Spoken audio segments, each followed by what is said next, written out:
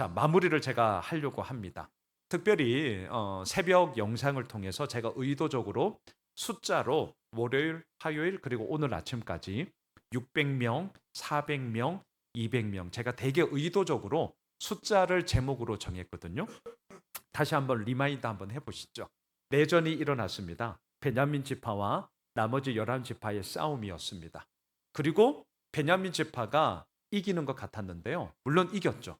하지만 결국 그의 싸움의 승패는 11지파가 승리를 거두었습니다. 하지만 내전이었습니다. 자기 동족이었습니다. 승리했다고 해서 좋아할 것도 없고 베냐민 지파는 600명이 남았습니다. 오, 우리는 살아남았어. 안도의 한숨을 쉴 것도 없습니다. 자, 이들에게 이제 숙제는 무엇이었습니까? 한 지파가 사라질 지경이 되었습니다.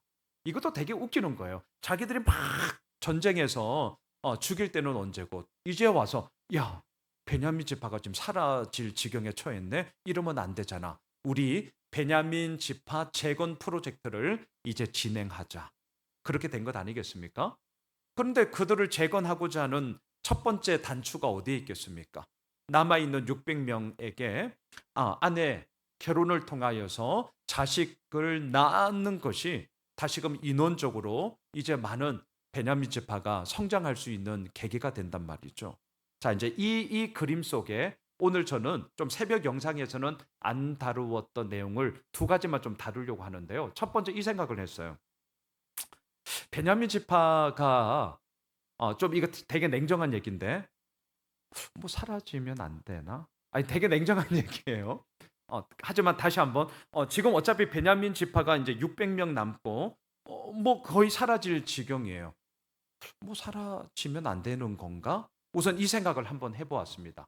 거꾸로 말하면 왜 굳이 12지파라는 이 구성, 이 모양새를 왜 이렇게 고집스럽게 가지려고 갖추려고 하는 건가? 오늘 첫 번째 질문이에요. 답부터 말씀드릴게요.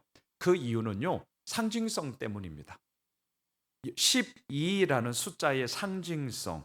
자, 12지파. 본인들이 이렇게 하면 좋겠다라고 해서 12지파가 형성된 게 아니라 그 원래의 의미를 우리는 다 알고 있잖아요.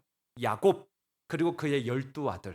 그를 일컬어서 이스라엘이라고 하나님께서 명명하시며 그 아들 12명을 통하여서 이스라엘의 본격적인 민족의 토대를 삼으셨기 때문 아니겠습니까? 그리고 제가 이 숫자에 대해서 너무 집착하는 것은 저도 별로 안 좋아하는데요. 그럼에도 여러분들 다 아시죠? 3이라는 숫자, 성부, 성자, 성령, 이게 소위 말하는 하늘의 수. 4는 동서남북. 그래서 땅의 수라고 얘기를 하거든요.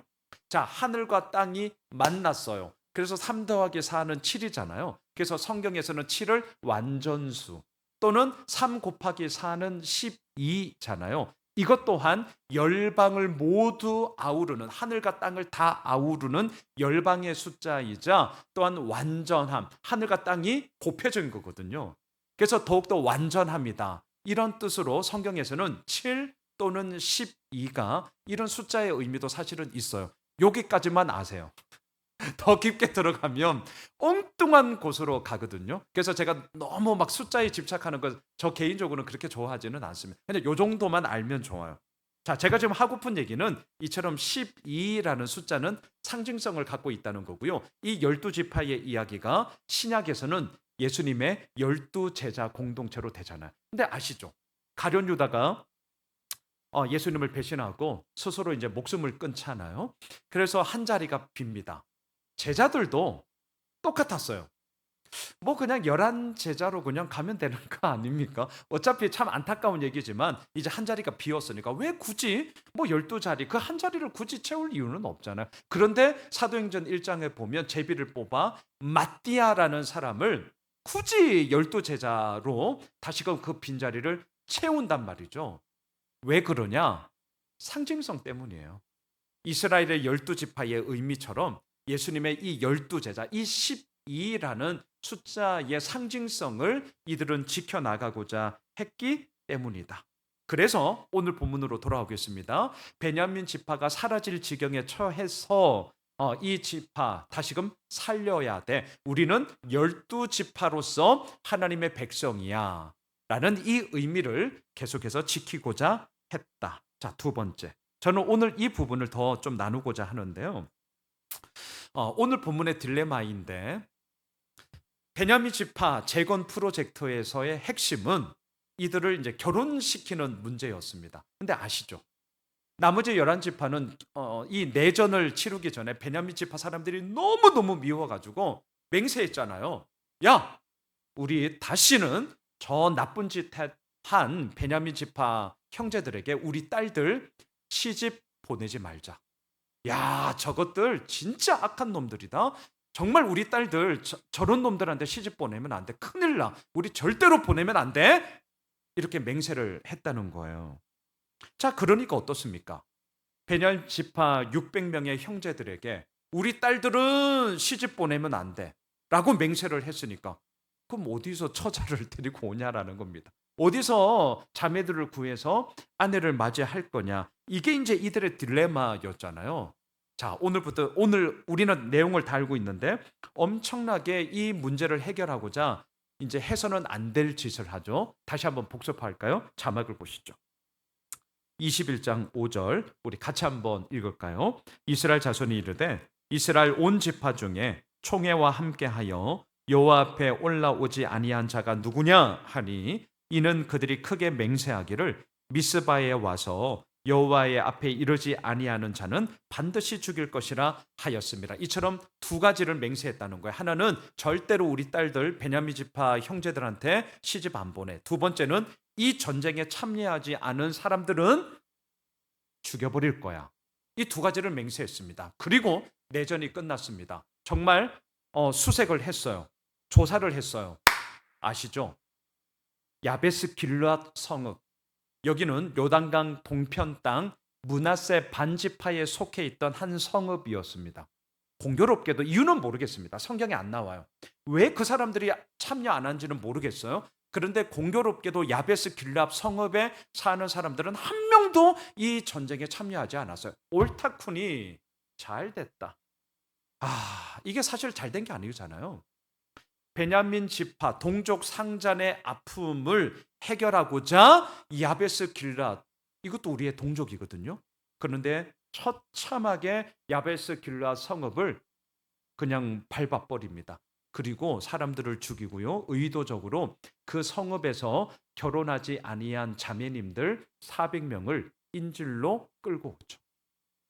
그리고 베냐민 형제 600명 가운데 이제 400명을 강제 결혼시키잖아요. 하지만 아직 200명이 남았어요. 그게 이제 오늘 큐티 본문이죠. 어떻게 합니까? 계속해서 자막 한번 보세요. 이 200명의 남아있는 형제에게 결혼시키고자 이렇게 합니다. 20절 21절 읽겠습니다. 베냐민 자손에게 명령하여 이르되 가서 포도원에 숨어 보다가 실로의 여자들이 춤을 추러 나오거든 너희는 포도원에서 나와서 실로의 딸 중에서 각각 하나를 붙들어 가지고 자기의 아내로 삼아 베냐민 땅으로 돌아가라. 말도 안 되잖아요. 제가 오늘 새벽에도 말씀드렸습니다. 실로라는 뜻은 안식의 장소라는 뜻이고요. 이 당시 하나님의 임재 상징인 언약궤가 지금 여기 실로에 있습니다. 왜 사람들이 모였습니까? 여호와의 절기를 기뻐하고자 춤추며 잔치하고자 각 처에서 몰려들었어요. 그런데 바로 그때 남아있는 200명이 이렇게 숨어 있다가 너희들 마음에 드는 자매를 보면 그 자매 한 사람씩 납치해 가라는 겁니다. 말이 안 되는 거죠. 납치해 가라는 거예요. 얼마나 정말 말도 안 되는 이러한 일들을 지금 지도자들이 행하고 있습니다. 여러분 한번 생각해 보세요. 내 딸이 여호와의 절기를 맞아서 언약궤가 있는 실로에 가서 잔치를 축제에 참여하고자 갔는데 이게 웬일입니까? 납치를 당했다는 거예요. 어느 부모가 가만히 있겠습니까? 난리를 치겠죠. 자막을 보십시오. 21장 22절. 자, 난리를 칠 때 지도자들이 이렇게 얘기를 합니다. 같이 한번 읽을까요? 만일 그의 아버지나 형제가 와서 우리에게 시비하면 우리가 그에게 말하기를 청하건대 너희는 우리에게 은혜를 베풀어 그들을 우리에게 줄지니라. 이는 우리가 전쟁할 때에 각 사람을 위하여 그의 아내를 얻어주지 못하였고 너희가 자의로 그들에게 준 것이 아니니 너희에게 죄가 없을 것임이니라 하겠노라 하며 이걸 말이라고 합니까? 뭔 말인지 잘 모르겠어요. 자, 아무리 본인들이 힘과 권력을 가지고 있다 할지라도 이렇게 말을 하면 안 되는데 잘 보세요. 우리는 전쟁에 참여하기 전에 우리 딸들을 시집 보내지 말자라고 맹세했기 때문에 우리 딸들은 안 된다라는 거예요. 그러니까 자기들은 안 된다는 거예요. 그런데 뭡니까? 너희의 딸들이 납치됐는데 이거는 너희들이 자발적으로 자의적으로 그들에게 준 게 아니잖아. 그러니까 너희들에게는 아무 죄가 없는 거야. 그러니까 이 말이 안 되는 얘기를 하는 거예요. 이해 안 하셔도 돼. 이건 말이 안 되는 얘기니까. 무슨 뚱딴지 같은 얘기를 하는 거죠? 그냥 말 같지도 않은 얘기를 그냥 하는 거예요. 뭐 이상한 얘기를 하는 거죠. 더군다나 중간에 보면 너희는 우리에게 은혜를 베풀어 그들을 우리에게 줄지니라. 여러분 은혜라는 말은 이런 데 쓰라고 주신 게 아니잖아요. 하루아침에 사랑하는 딸이 납치당했다니까요. 알지도 못하는 놈과 결혼해서 살아야 한다고 합니다. 그런데 그걸 힘과 권력을 가지고 있는 지도자들이 주도한 거예요. 하루아침에 말도 안 되는 짓이 벌어진 거예요. 근데 그걸 용납하고 받아들이래요. 주님의 은혜로 그걸 받아들이래요. 에라이씨 이렇게 돼야 돼요. 이럴 때에 은혜라는 말을 쓰면 안 돼요. 이거는 아니죠. 아니 은혜라는 그 하나님의 정말 고귀한 그 말을 갖다 붙일 때 갖다 붙여야지 이게 말이라고 합니까? 더군다나 자기의 딸들은 안 돼. 그런데 너의 딸은 돼? 말도 안 되는 거죠. 내 눈물에 정말 눈물 안 흘리려고 남의 눈에 피눈물 흘리게 하는 게 잘 될 것 같습니까? 하나님이 그렇게 바보 아닙니다. 그렇게 될 리가 없는 거죠. 자, 무고한 백성들이 원망 가운데 있는 거죠. 자, 보셔요. 이게 오늘 본문의 마지막 스토리였잖아요. 자, 사사기의 유종의 미를 거두어야 함에도 불구하고 유종의 미는 고사하고 유종의 화딱지가 오늘 본문에서 나옵니다. 저는 이제 이 생각을 한 거예요. 제가 한번 이렇게 생각해 봤는데요. 야, 니들이 한 맹세가 뭐가 그렇게 중요하냐? 니들이 한 맹세가 뭐가 그렇게 대단하다고 야베스 길라 사람들을 무참히 죽이냐? 니들이 한 맹세가 뭐가 그리 대단하길래 실로에서 아무 잘못 없는 처녀 200명을 납치하냐? 너희들은 너희의 명예와 신실함을 지키기 위해 맹세한 거 깨면 안 되고 남들은 너희들의 그 맹세 때문에 피눈물 흘려도 되는 거냐? 야, 도대체 그 맹세는 누구를 위한 거냐? 하나님을 위한 거냐? 진짜 니들 자신을 위한 거냐? 저는 이 생각으로 좀 딴지를 걸어보고 싶었습니다. 맹세는 할 수 있죠. 할 수 있습니다. 그리고 우리는 알고 있습니다. 맹세했다면, 서원했다면 지켜야 합니다. 우리 알고 있어요. 그런데 오늘 마지막 결론입니다. 제가 오늘 새벽 영상에서도 오늘 이 저녁에 여기에 대한 답이 있어요. 지금 이들이 한 이런 짓거리들은 하면 안 됩니다. 이렇게 안 하고도 할 수 있는 답이 있어요. 그게 뭐냐? 제가 2주 전에 입다의 잘못된 서원, 입다의 최악의 서원을 말씀을 드리면서 그곳에서도 제가 이미 말씀을 해드린 적이 있습니다. 자, 먼저 자막을 한번 보세요. 레위기 27장 8절 말씀 한번 띄워주시죠. 제가 안 드렸나요? 제가 읽겠습니다. 그러나 서원자가 가난하여 내가 정한 값을 감당하지 못하겠으면 그를 제사장 앞으로 데리고 갈 것이요 제사장은 그 값을 정하되 그 서원자의 형편대로 값을 정할지니라. 여러분 이걸 잊으시면 안 됩니다. 서원은 지켜야 됩니다. 하지만 그 지키지 못할 서원은 내용을 변경하면 돼요. 이거 잊으시면 안 돼. 오늘 본문도 똑같습니다. 전쟁에 참여하기 전에 우리 딸들은 절대로 안 돼. 그때의 상황은 이해합니다. 왜? 베냐민 지파 사람들이 정말 못되게 했거든요. 말도 안 되는 짓을 이게 품을 걸 품어야지 불량배들을 품으면 안 되잖아요. 이건 썩은 사과를 품는 거와 똑같단 말이에요. 이건 잘못된 거예요. 자, 그때는 그 마음 이해해요. 하지만 지금의 상황이 달라졌잖아요. 그때는 어떡합니까? 자신들의 딸들을, 그리고 이스라엘 지파를 살리기 위해서는 함께 그 모든 슬픔에 동참을 해야죠. 그러면 그 서원의 내용을 변경하면 됩니다. 하나님, 정말 죄송합니다. 지금 이런 상황인데 야베스 길라 사람들을 어떻게 죽여요? 어떻게 200명의 자매를 납치해요? 그런 짓 할 필요 없이 우리의 딸들을, 그리고 이 민족, 같은 동족을 살리고자 우리가 다시 한번 하나님 앞에 용서를 구하며 우리의 딸들이 그들에게 아내가 되어서 베냐민 지파가 살아갈 수 있도록 해 주십시오 라고 강구하면 돼요. 이게 답이에요. 이게 답. 그런데 그들은 인정하지 않았어요. 그리고 오늘 본문 24절을 보십시오.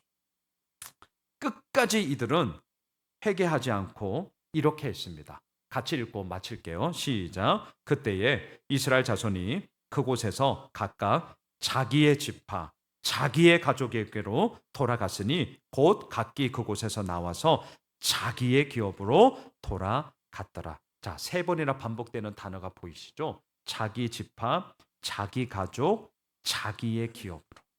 다시 말할까요? 결국 각자 자기 살 길 찾아 돌아갔다는 거예요. 각자 도생의 시대를 그렇게 살아갔다는 거죠. 무슨 나라가 필요하겠습니까? 무슨 법의 기준이 필요하겠습니까? 무슨 질서가 필요하겠습니까? 각자 자기 살 길을 찾아 떠나가 버린 것으로 사사기는 마치고 있습니다. 오늘로 사사기 묵상을 마칩니다. 너무너무 슬퍼요. 너무너무 마음이 안 좋습니다. 불편합니다. 하지만 사사기의 기자는 정직하게 그때의 모습을 통하여서 우리들로 하여금 반면 교사 삼아라고 말하고 있습니다. 자기의 기업, 자기의 가족, 자기의 지파로 돌아갈 것이 아니라 오늘도 우리가 예배하는 이유는 딱 하나입니다. 하나님께로 돌아가야만, 하나님 앞에 엎드려야만 우리의 모든 삶이 온전해질 수 있음을 말씀하는 것이죠. 바라기는 우리의 모든 삶이 하나님께로 돌아가고 우리의 진정한 왕이신 하나님께만 엎드리고 오늘도 이 저녁 그렇게 기도함으로 주님의 온전한 이끄심을 우리가 경험하게 되는 주의 복된 은혜가 있길 주님의 이름으로 축복합니다. 함께 기도하고자 합니다. 먼저 오늘 말씀 붙잡고 우리 기도할까요? 나의 소견에 옳은 대로 행하는 어리석음이 아니라 하나님의 말씀을 따르는 순종의